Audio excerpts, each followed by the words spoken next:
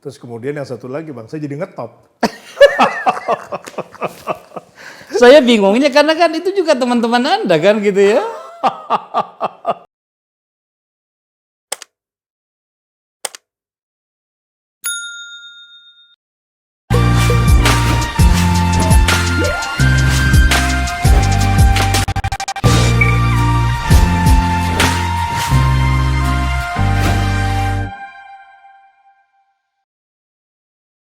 Membangun negara itu membutuhkan segala perabotan, nah, istilahnya begitu.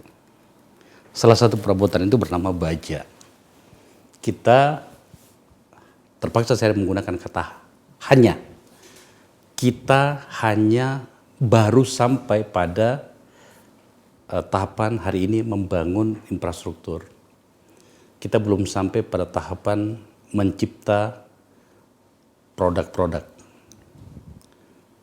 Ada panjang penjelasannya nantinya kalau saya elaborasi ini. Apa hubungannya adalah kita memiliki sebuah industri yang besar, sangat besar bahkan. Bernama industri baja, bernama Krakatau Steel. Dalam bayangan saya, perusahaan ini, BUMN ini harus mendapatkan penguatan. Karena sungguh-sungguh fungsinya, perannya sangat besar. Jangan sampai kemudian kita menjadi negara yang sedang membangun infrastruktur tetapi ketergantungan pada industri baja luar negeri. Terutama China dan tentu saja India sebagai salah satu produsen. Saya sudah mengundang kolega saya, sahabat saya, Direktur Utama Krakatau Steel. Silmi Karim, bro. Bang, sehat-sehat Bang. Lama juga baru kita bisa hadirkan Pak Dirut ke sini gitu ya. Pak Dirut, seperti pembukaan saya tadi, saya kagum pada Anda. Tampilkan datanya. 8 tahun merugi Krakatau Steel. Demikian catatan yang saya dapatkan.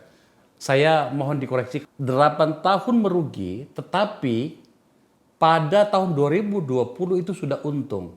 Sampai pada kuartal ketiga tahun 2021 ini, itu sudah pendapatannya 1,6.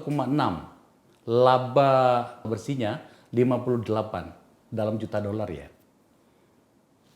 Selanjutnya, harga saham Krakatau Steel ya memang pernah bagus sekali ya tahun 2010 ya. Pernah jatuh terutama pada tahun 2014-2015, tapi sekarang sudah mulai membaik lagi 630 pada 8 Juni ya. Ini pada posisi 8 Juni 2021. Sampai di sini dulu. Apa yang Anda lakukan sampai kemudian membuat kami semua terpana? Oh ternyata bisa juga nih ternyata nih industri baja kita ini. Ya, sebenarnya kan kita itu kan diberikan tugas itu adalah untuk bagaimana menyelamatkan Krakatau Steel karena dia adalah mother of industry, industri baja yang mana 8 tahun berturut-turut itu rugi. Kemudian ada satu proyek besar, blast furnace itu tidak jadi-jadi. Padahal proyek itu setelah diinisiasi dari 2008, kemudian kontrak itu 2012 dengan kontraktornya, sampai saya masuk itu progresnya itu 98 atau 99%. Gitu. Begitu panjang, saya masuk 2018. Nah, kemudian saya melihat sebenarnya di dalam bisnis itu atau usaha itu kan ada namanya laba rugi. Ya. Kenapa rugi? Apakah biayanya? Apakah operasionalnya? Apakah ada kebijakan yang nggak pas yang kita harus perjuangkan? Nah, ketika kami masuk, saya lihat, wah, utangnya besar sekali, Bang. Gitu. Tahun 2018? 2018 kuartal keempat. Utangnya berapa? Itu kurang lebih 2,2 miliar US dollar. Ekuivalen dengan? Sekitar 35 triliun. Tiap hari kita bangun tidur, bunganya tambah 7 miliar. Rupiah. Tiap hari? Tiap hari. Ya. Oh my goodness. Jadi, ini harus diberesin. Pertama adalah restrukturisasi hutangnya. jangan sampai hutangnya ini terlalu malah membuat apa yang akan dilakukan menjadi tidak lancar. Oke. Ya. Terus kemudian yang kedua, project blast furnace. Itu ada karyawan di situ cukup banyak. Projectnya belum jadi-jadi. Ya. Nah, kalau ini nggak jadi kan duit keluar terus. Ada bahan baku yang sudah dibeli, tidak bisa diproduksi. Blast furnace itu apa? Blast furnace ini adalah smelter. Kalau bahasa umumnya. Jadi memproses iron ore menjadi molten iron atau besi cair yang kemudian diproses lagi untuk menjadi steel. Oke. Jadi ini bikin besi. Ya. Nah, kemudian ketika saya lihat, wah ini kan namanya perusahaan negara itu, kalau namanya project itu kan harus dibuktikan dulu. Ya, jalan atau tidak. Kemudian yang kedua, untung atau tidak. Oke. Nah, kemudian ada persoalan lain lagi. Ini kan tadi persoalan hutang, persoalan project yang besar, memakan duit kita banyak. Kemudian saya lihat lagi ketidakefisienan. Ya.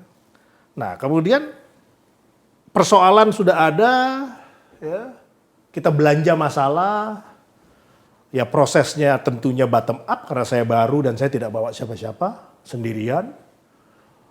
Kemudian dari situ kita mapping masalahnya, pilih quick win-nya. Mana nih yang kira-kira biar cepat selesai. Ya, kenapa saya butuh quick win? Membangun trust, Bang. Saya kan perlu trust karyawan. Saya perlu trust pemegang saham. Nah, dari situ kemudian bicaralah dengan bank. Bicaralah, lihat project blast furnace-nya. Bahkan ada project satu lagi yang juga tidak kalah besar. Itu HSM2 yang diresmikan oleh Presiden. Nah, ini yang versi bagus. Ya, HSM2 itu yang versi bagus, memang luar biasa. Yang satu lagi adalah yang blast furnace. Ini semua harus bersamaan jalannya.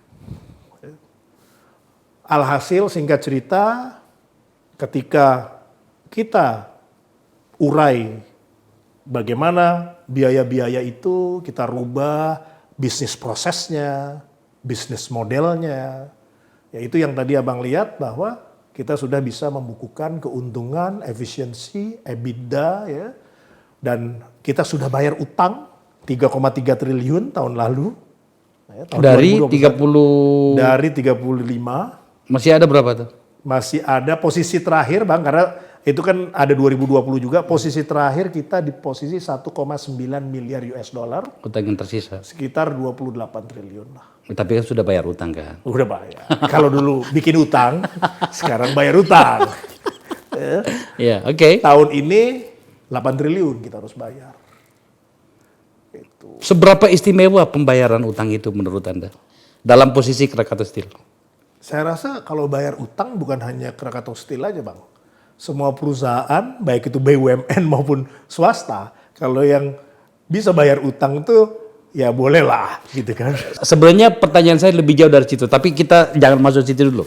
Kita kembali dulu bagaimana upaya Anda untuk memberdayakan gitu ya. Nah, ya.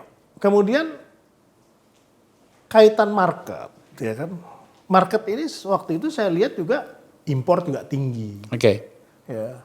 Nah, kita komunikasi sama Mendak waktu itu Pak Enggar, terus kemudian ke Pak Erlangga, Menteri Perindustrian. Pada masa itu. Pada masa itu.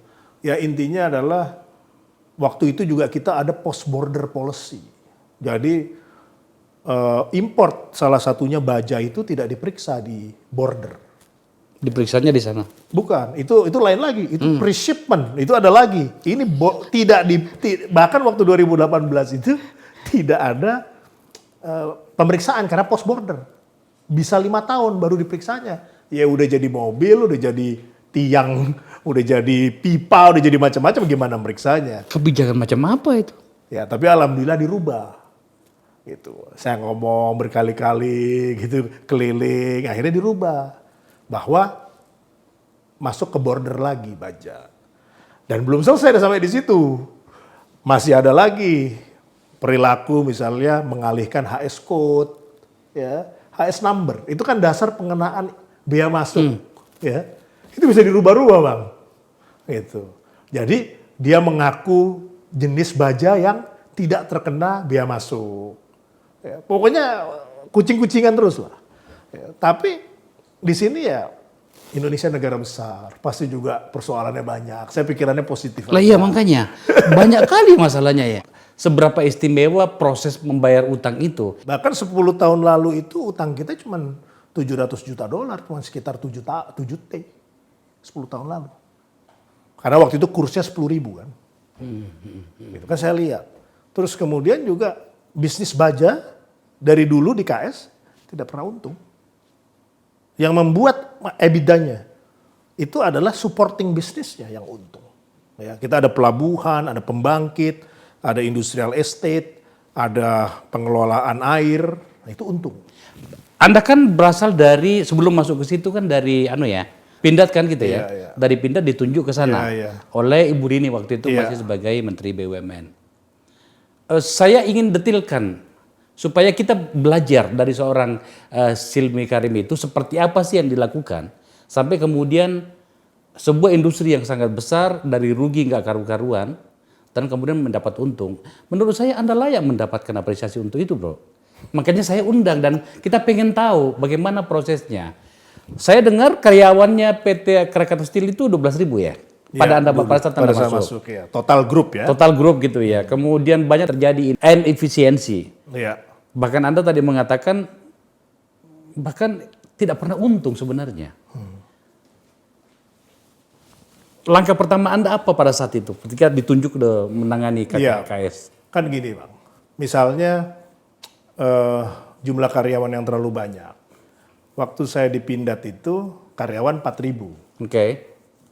Luasnya memang tidak sebesar KS, tapi saya lihat itu karyawan itu ada. Ya, pas lagi di KS, karyawan saya banyak tapi kok jarang yang kelihatan ya, gitu kan? Oke. Dicatat banyak, gitu. Nah, terus kemudian efektivitasnya juga waktu itu belum optimal. Saya lihat, oh banyak yang idle. Ya.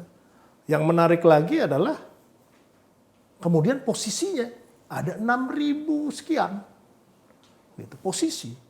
Gitu. Ngapain banyak amat? Posisi apa maksudnya? Posisi ya kepangkatan lah, posisi. Oh, oke. Ya supervisor apa segala macam. 6.000? Ada 6.000 lah semua kotaknya nih. Kok banyak sekali ya? 6.800 atau berapa? Gitu. Apa iya perlu? Gitu kan. Terus kemudian saya bertanya-tanya, loh kalau pekerjaan yang dilakukan 3 bulan ngapain distrukturkan? Biasanya kan itu ad hoc, ya kan? Ya itu gabungan aja bikin tim dan lain sebagainya. Ini banyak yang terstruktur. Nah, kita langsung kotaknya itu kita kurangin cukup signifikan. Saat ini sudah tinggal 40% kotaknya. Dari 6.000 tadi itu. Nah, yang lucu itu waktu biaya. SAP kita itu sistem ya ERP kan, kita kunci biaya ini semua potong 50%. Langsung Nah, kita tugaskan itu. berdampak berapa besar pada operasional? Operasional kita itu saat ini turun ya dibandingkan waktu dulu ya in total itu turun 37%. Operation cost. Besar ya. 37%. Oke.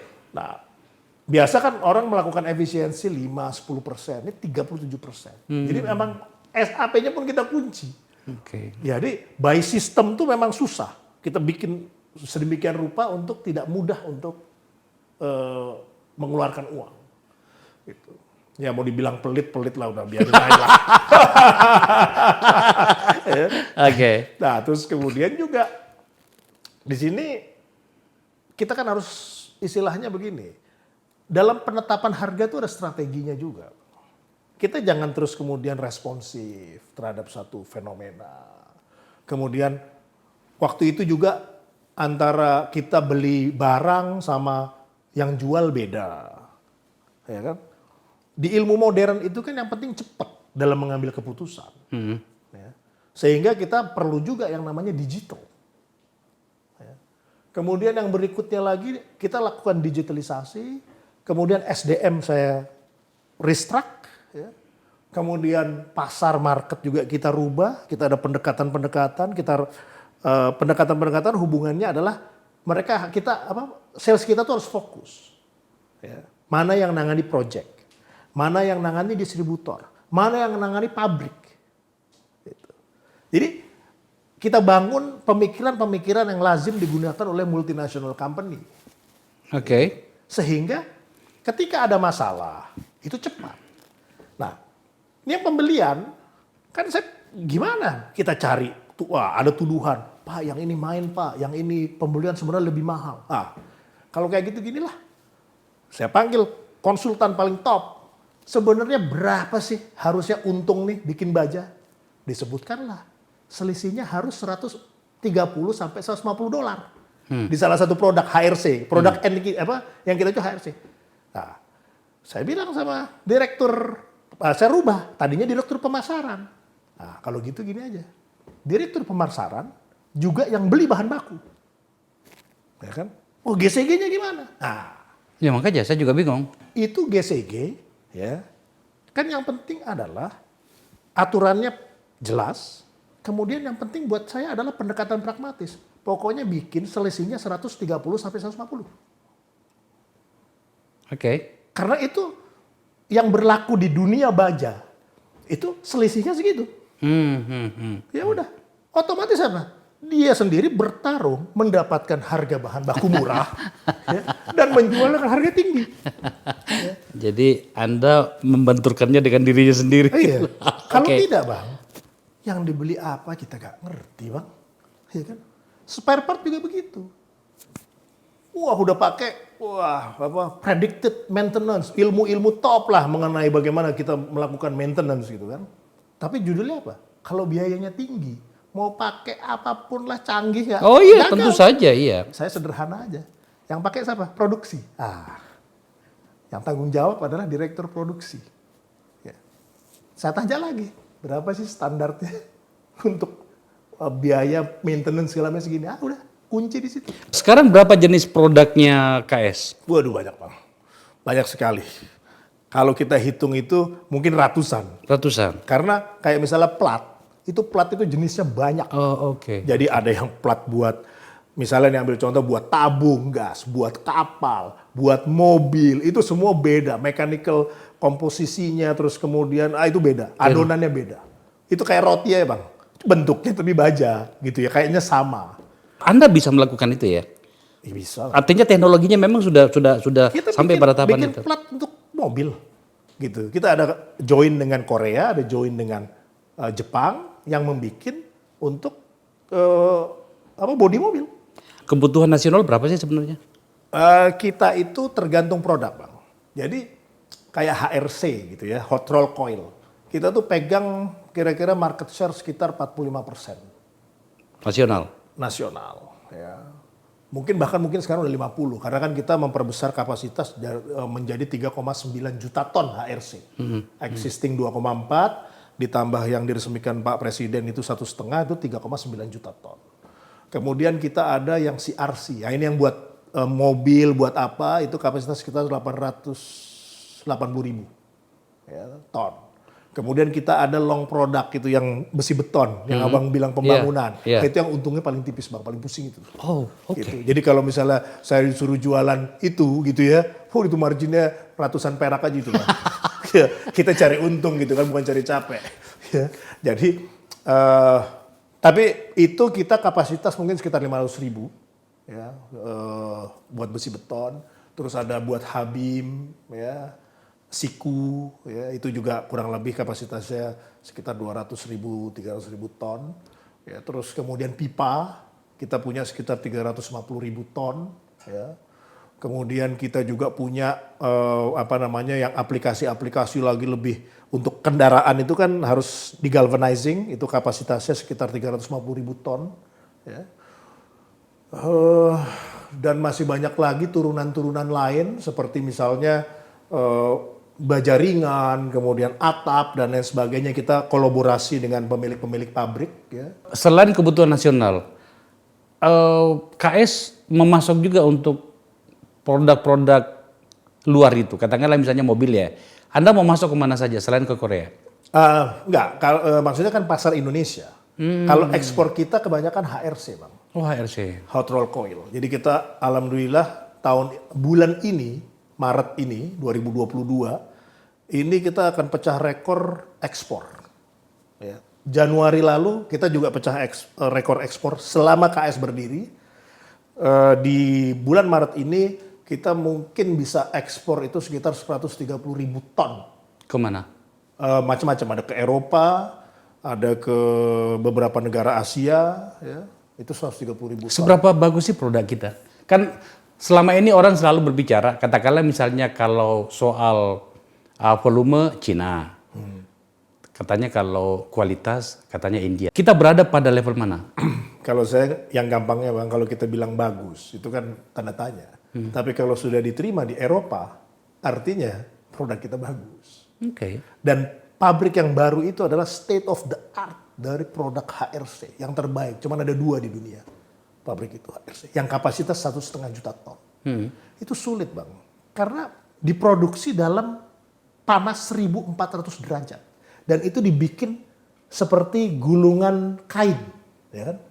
Di gulungan kain itu. Biasa saya lihat di TV kok. Kalau digelar itu ada yang panjangnya 1 kilometer. Karena semakin tipis. Dan kita bisa bikin yang tipisnya seperti kertas. Gitu, saking tipisnya. 0,1 milimeter, 0,3 milimeter. Kertas itu. Iya, setipis itu. Tapi kalau yang itu sudah produksinya namanya produksi cold roll coil. Di CRM, cold roll mill. Itu produk dingin lah. Saya masuk pada manajemen karena saya berbicara dengan direktur utamanya. Anda kan datang ke situ sendiri pada saat itu ya. Biasanya itu kalau misalnya Anda menterinya nunjuk saya, Akbar, kamu menjadi direktur utama di BUMN apa misalnya. Biasanya saya mau, tapi dengan syarat. Gelondongan, aku bawa tim sendiri. Sampai di sana, apa yang Anda hadapi dan kemudian bagaimana Anda menyelesaikan masalah? Saya sendirian, Bang. Jadi waktu saya ditanya, nanti mau bawa siapa? Sendiri aja. Oke. Bener sendiri? Iya. Lah, pikiran saya gini Bang. Yang paling ngerti itu kan yang udah kerja di situ. Iya kan? Ngapain lagi saya bawa orang? Bahwa nanti penyempurnaan itu urusan nanti. Datang, saya langsung ngomong apa? Mohon saya ikhlaskan. Saya memimpin Bapak Ibu. Saya minta itu. Terus kemudian proses, kadang-kadang ini lucu Bang. Karyawan itu kan paling bawah tidak tahu apa itu EBITDA. Ya. Ya kan? Yang penting dia terima gaji setiap bulan. Betul, selesai urusan. tidak telat. Ya kan? Tidak telat gitu ya. Nah, saya agak concern misalnya sama hal-hal yang sifatnya kelihatan. Misalnya apa? Saya bikin aja, dicat. Gitu. Itu kan membawa suatu suasana baru. Hal-hal sederhana. Nah terus kemudian juga kalau untuk awal-awal ya memang yang paling merasakan itu kan yang sekeliling. BUD-1, BUD-2 itu kan memang yang langsung berinteraksi dengan dirut atau direksi. Ya ini kan memanage organisasi besar itu kan kita nggak bisa kerja sendiri Bang. Harus kerja tim. Nah, kerja tim itu yang kita harus bangun kan adalah bagaimana supaya mereka paham kita mau kemana. Nah, paham itu belum cukup. Dia harus digerakkan. Menggerakkannya adalah dengan bagaimana mengelola mimpi mereka. Setiap orang punya mimpi. Bohong kalau orang tidak punya mimpi. Bohong kalau orang tidak punya harapan. Saya selalu tanya. Satu-satu. Memang saya sediakan waktu, ngobrol. Dari situ saya tahu. Bagaimana memotivasinya. Nah, setelah itu udah kayak autopilot Bang. Autopilot walaupun setiap hari ditanyain bagaimana perkembangan. Gitu udah. Anak-anak udah paham. Cuman maksudnya di situ kan dia udah tahu. Oh kita harus ke sana nih. Mereka terbangun. Karena sudah. Oh nanti kan harapannya Relevansi pertanyaan ini begini bro. Ini BUMN. Kita pahamlah BUMN seperti apa. Salah satu alasan saya mengundang Anda itu, selain karena Anda sahabat saya, jarang sekali kita mendengar itu BUMN itu untung. Ada lah Bang, yang untung. Adalah, gitu kan, tidak mungkin juga tidak ada, adalah. Tapi jarang sekali. Yang sering terjadi di permukaan itu yang kita dengar adalah problem. Ya kan?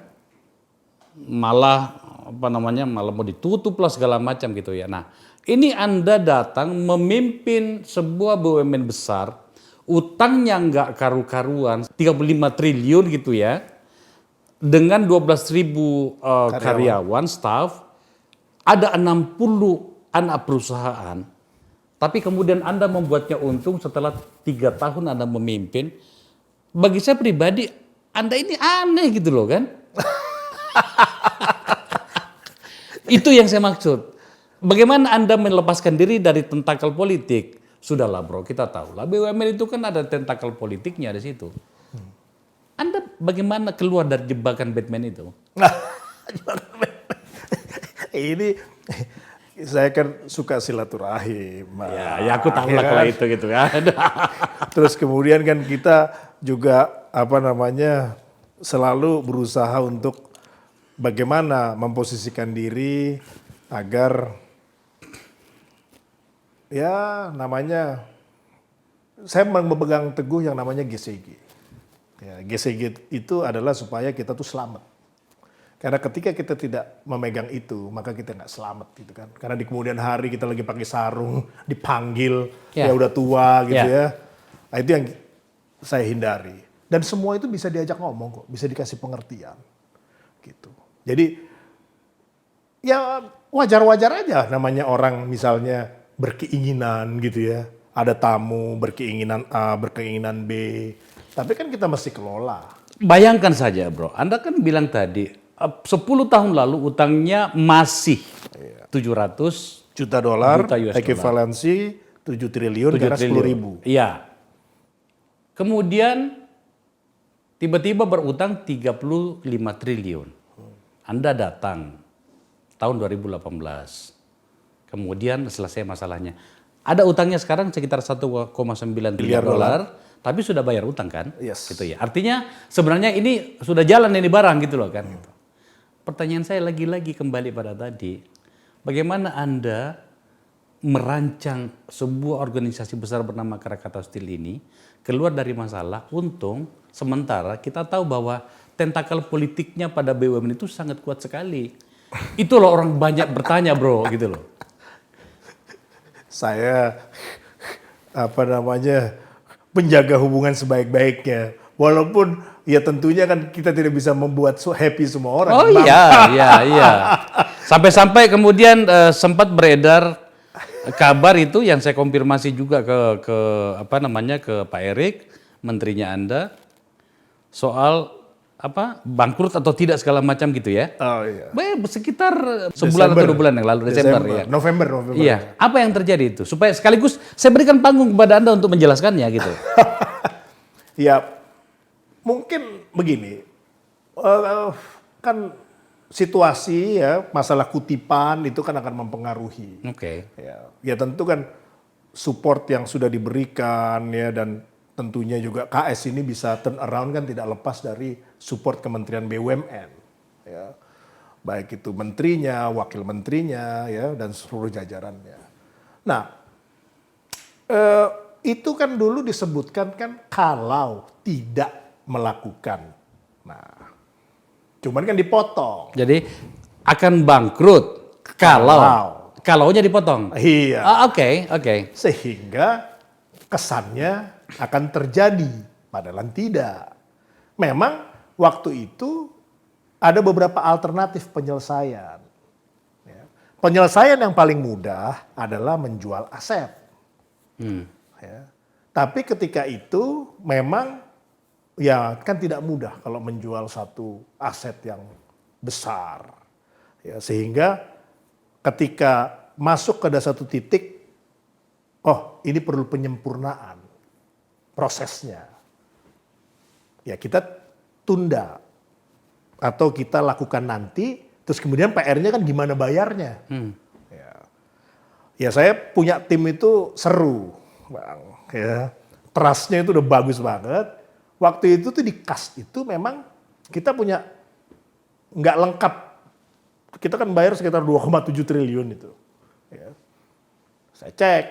Itu waktu itu saya lupa ingat ya angkanya. Di kas ada berapa? Gitu, di induk nih. Kalau nggak salah sekitar 1 triliun. Oke, kan nggak mungkin dipakai semua kan? Terus kemudian di anak perusahaan ada berapa? Ada 700 miliar, nggak mungkin kita pakai semua kan? Oke. Nah, terus kemudian ada account receivable berapa? Ada 2,5 triliun.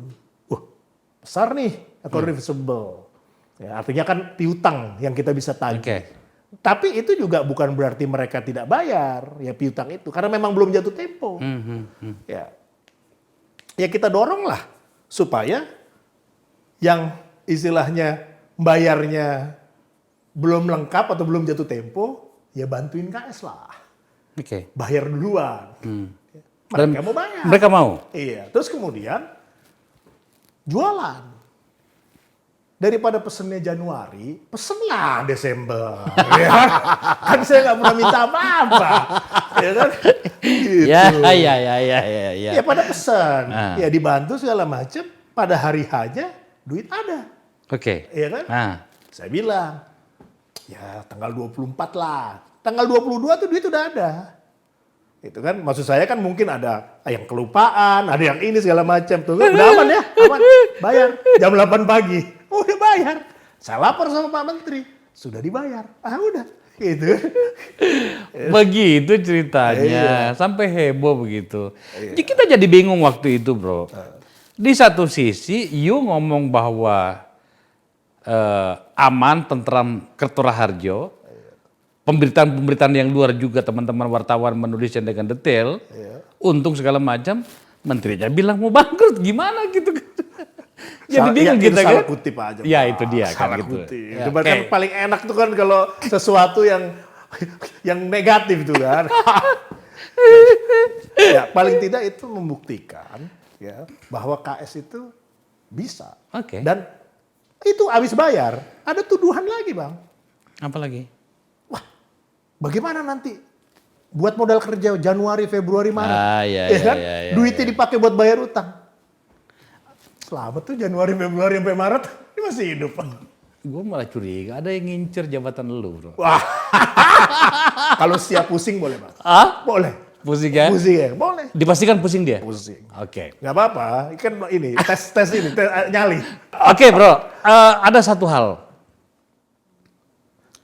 Anda bisa menjamin bahwa Krakatau Steel bisa, saya tidak boleh menggunakan kata Pasti.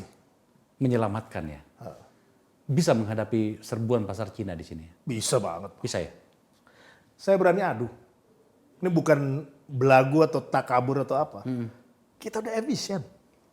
Asal bermainnya benar ya. Jangan dia pakai tipu-tipu lagi. Seperti Tidak, apa? Pak. Ya kan bisa dumping. Ya. Kan kalau pemerintah memproteksi industri baja kita kan mereka mau bisa bikin apa coba? Saya tuh diajarin nggak boleh tergantung, Bang.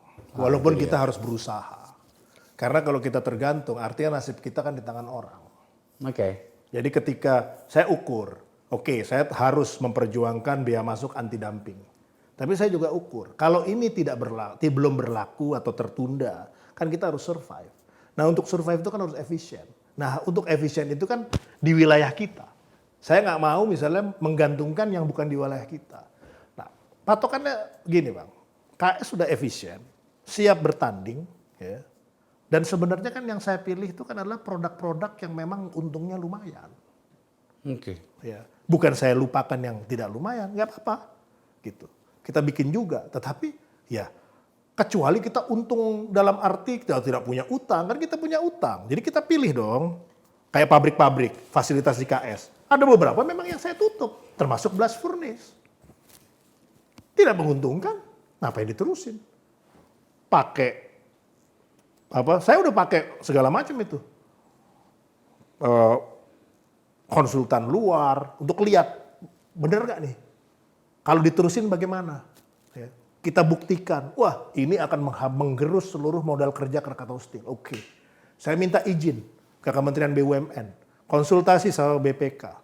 Ya, waktu itu anggota 7-nya itu Pak Ahsanul Kossasi. Hasanul. Ya, kata Pak Ahsanul waktu itu, udah berhentiin aja. Kemudian Kementerian BUMN surat menyetujui untuk penghentian operasi blast furnace karena tidak menguntungkan. Udah saya tutup, selesai. Ya, itu pun kita pakai namanya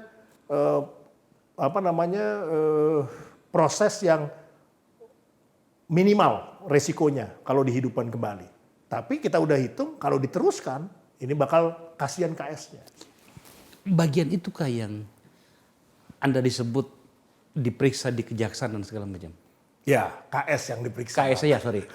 KS. Jadi gini, memang ini sekarang kan seperti yang ada di berita sudah masuk kepada proses penyidikan. Dan saya kemarin juga sudah minta corporate secretary untuk menyampaikan kepada publik ya melalui press release ya karena kan kita perusahaan publik bahwa kita mendukung proses penyidikan ya. Artinya di sini adalah ya kita pengen terungkap dengan transparan ya, tidak ada yang ditutup-tutupi ya. Tentunya dengan harapan kalau kata Pak Erik itu adalah biar selesai sehingga kita bisa ada titik nol mau lakukan apa di fasilitas itu. Ada solusinya Bang, bukan tidak ada. Ada solusinya. Tapi memang bukan prioritas kami di 3 tahun pertama. Terus kemudian ada yang nanya nih, yang lucu. Pak Silmi, kok nggak diungkap aja dari dulu? Gitu. Kok baru sekarang? Gitu kan. Loh, saya waktu masuk itu kan tugasnya turn around. Bukan jeblosin orang ke penjara. Ya kan? Ya, tugasnya Dirut kan men-turn around bikin untung. Itu blast furnace itu proyek tahun? Dibangun mulai 2012. 2012. Sampai tahun 2018 belum selesai-selesai juga. Tapi udah hampir tinggal 1-2% completion. Investasi berapa semuanya? Awalnya sekitar 600 juta dolar, tetapi bunga berbunga dan lain sebagainya, delay ya sampai 1 miliar juga. Kurang lebih ya Bang. Alasan utama Anda menghentikannya karena kerugian itu ya? Karena tidak efisien. Tidak efisien? $200 lebih mahal per ton. Jadi kan itu menghasilkan slab. Ya. Slabnya itu sudah, kan tadi saya bilang, selisihnya aja 130 dengan $200, berarti kan rugi. Yeah. Produk kita kan 170 lebih mahal daripada slabnya. Dan itu Anda mendapatkan legal opinion dari berbagai pihak tentang itu ya? BPK segala macam. Ya. Jadi kayak misalnya Jamdatun gitu ya, kan kita selalu comply lah. Iya. Meminta pertimbangan legal opinion. Saya tidak nyaman bertanya. Anda boleh jawab, boleh tidak. Siapa direksinya waktu itu? Itu yang gak enak lah Bang. Gak enak, nah, ya? nanti apa namanya biar Kejaksaan Agung yang menyampaikan. Begitu ya? Iya, tapi kurang lebih memang proses itu kan udah kalau dilihat 4 dirut sebelum saya.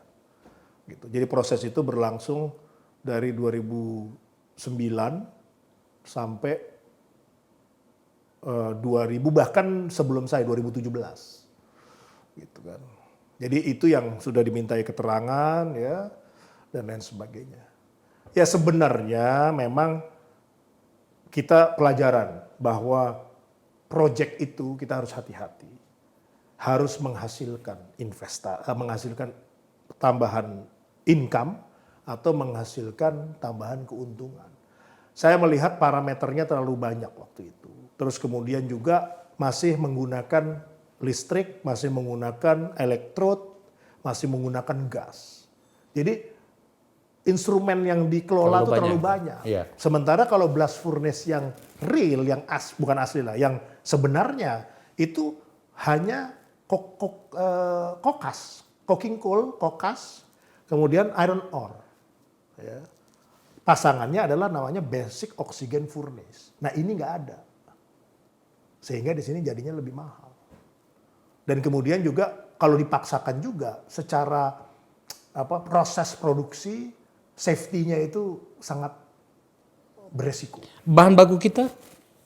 Bahan baku Indonesia punya iron ore, tetapi memang tersebar dan kualitasnya itu tidak homogen, sehingga memang harus di-blend dengan yang homogen.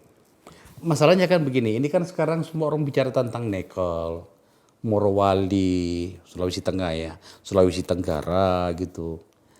Eh, Seberapa besar Krakatau Steel menikmati tanda petik dari seluruh fasilitas sumber daya alam kita itu?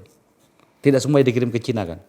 Sebenarnya iron ore itu tidak banyak di Indonesia. Makanya kita pingin itu adalah masuk ke pasir besi, karena pasir besi banyak. Nah ini teknologi yang lagi kita develop, ya, dan sudah masuk ke trial kedua, ya. Tapi memang ini kita partnership dengan China. Ya. Hasilnya akan lebih efisien dibandingkan dengan fasilitas sejenis $100. Oke. Kita tunggu tanggal mainnya setelah itu Bang, setelah proses penyidikan beres Begitu. di KPK di Baru dimulai lagi soal itu. iya katanya kemarin sih di di Kejaksaan Agung kan sudah masuk ke tahap berikutnya kan.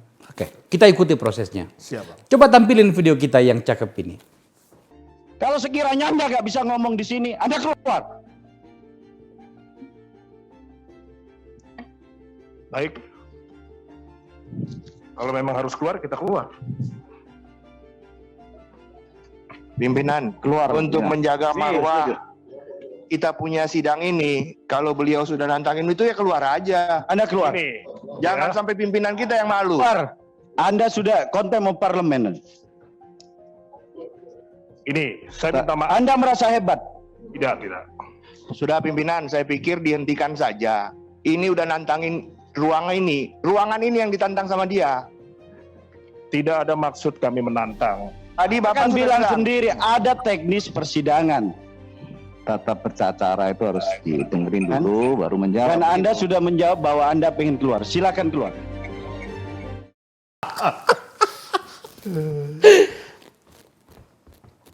Ya menurut saya harus berterima kasih karena paling tidak itu ada satu pengalaman yang menurut saya baik ya. Terus kemudian yang satu lagi Bang, saya jadi ngetop. Saya bingungnya karena kan itu juga teman-teman Anda kan gitu ya. Pemirsa, jangan dimasukin ke kepala teman-temannya dia juga sebenarnya. Pak Dirut, Siap Bang. makasih ya. Sama-sama Bang. Saya mengundang Anda itu karena itu tadi yang saya katakan pada beberapa bagian. Saya itu heran, bingung, dan kagum karena untung. Selama ini kan kita dengarnya BUMN kan rugi melulu kan. Dipindah dulu untung juga ya? Untung juga Bang. Untung juga ya? Hebat lu bro. Wah. Abang lebih hebat. Nah, jadi itu saya undang itu karena itu tadi. Jadi ya setidaknya untuk memberikan kita informasi tentang ada beberapa bagian-bagian yang bisa kita banggakan, ada beberapa bagian-bagian yang bisa kita belajar dari seorang Silmi Karim tentang itu. Sekali lagi terima kasih bro. Sama-sama Bang. Ya, Sehat kasih. selalu, sukses. Amin. Pemirsa, itu diskusi kita dengan Direktur Utama Krakatau Steel, Silmi Karim, seorang profesional yang sudah membuktikan diri di Pindad juga dia berhasil, di Krakatau Steel berhasil, sempat ada ribut-ribut kemarin, tetapi ya biasalah itu. Semoga kita bisa belajar dari seorang Silmi Karim, terutama kepada teman-teman yang mendapatkan mandat dari negara sebagai pengendali atau pengelola BUMN. Banyak sekali harapan kita kepada Anda sekalian. Dan kami, masyarakat civil society, akan hanya bisa melihat dari luar. Sambil mungkin memberikan sedikit, masukan-masukan yang dianggap perlu untuk itu. Terima kasih.